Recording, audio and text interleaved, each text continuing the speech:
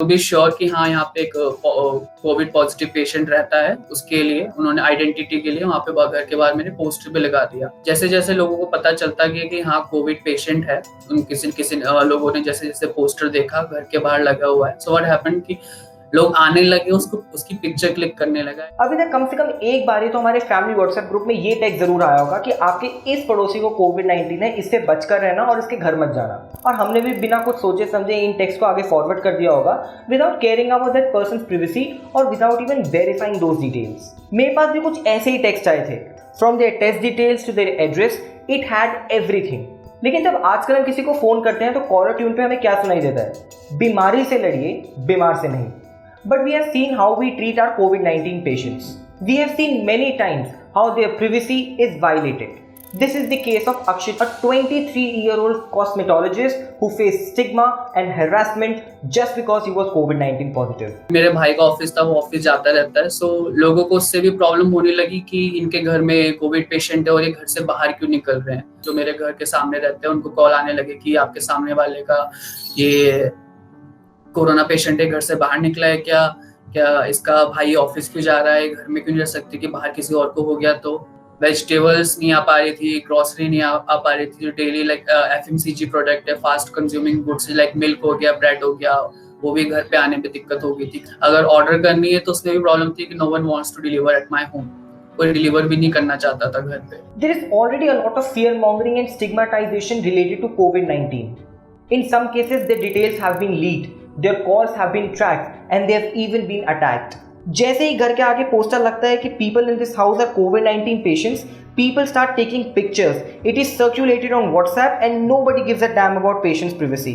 ऐसे में सबसे बड़ा सवाल ये है, aren't we violating patients' privacy by doing all this? It's not funny at all कि आप आके पोस्टर क्लिक कर रहे हो, और अगर पोस्टर की पिक्चर क्लिक करो तो उसका मीनिंग सबसे सिंपल यही निकला, ऑब्वियसली यू गोना सर्कुलेट, अपने व्हाट्सएप ग्रुप में डालोगे, अपने फ्रेंड सर्कल में उसको सर्कुलेट करोगे।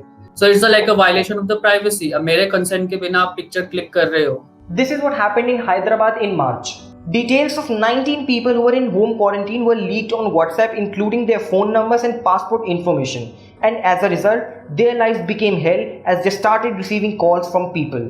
In Karnataka, the government in March published Excel and PDF files of 14,000 people who had just returned from abroad. They were quarantined. As a result, their details were downloaded and were circulated on WhatsApp. Similarly, according to recent report, officials in Karnataka are using call records of COVID-19 patients to do contact tracing. This is also being done to identify patients' location.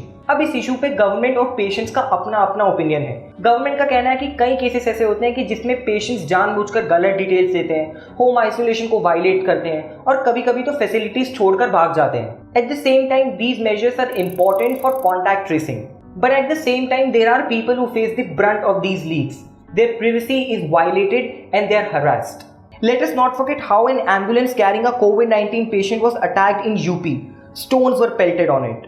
In Chennai, a mob attacked doctors and other people during the burial of a neurosurgeon who had died from COVID-19. At the same time, there were reports that doctors were evicted from their homes just because they were treating COVID-19 patients.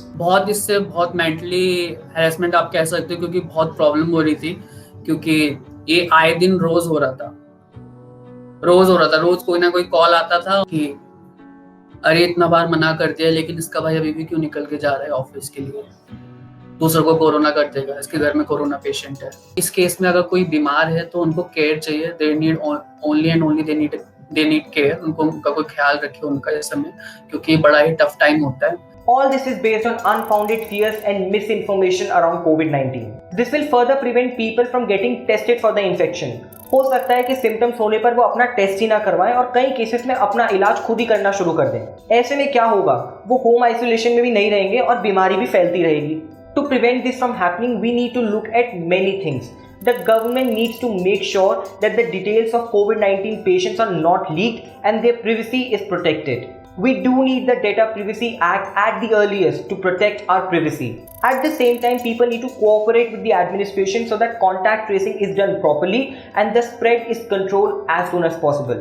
और हाँ, सबको याद रहे, बीमारी से लड़ना है, बीमार से नहीं।